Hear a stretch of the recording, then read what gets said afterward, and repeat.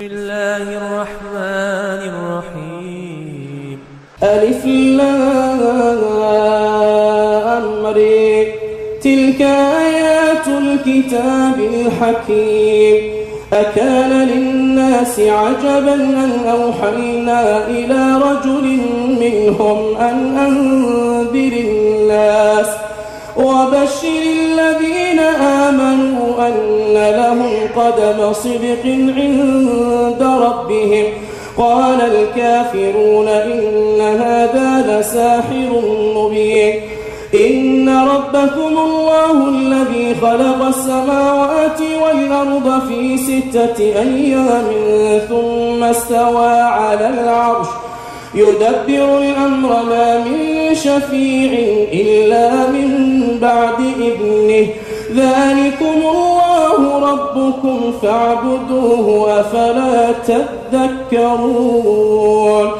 إليه مرجعكم جميعا وعد الله حقا. إنه يبدأ الخلق ثم يعيده ليجزي الذين آمنوا وعملوا الصالحات بالقسط والذين كفروا لهم شراب من حميم وعذاب أليم بما كانوا يكفرون.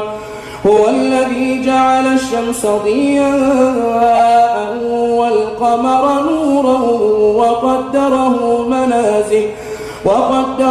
منازل لتعلموا عدد السنين والحساب.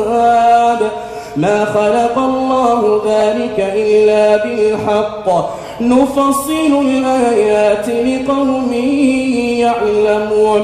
إن في اختلاف الليل والنهار وما خلق الله في السماوات والأرض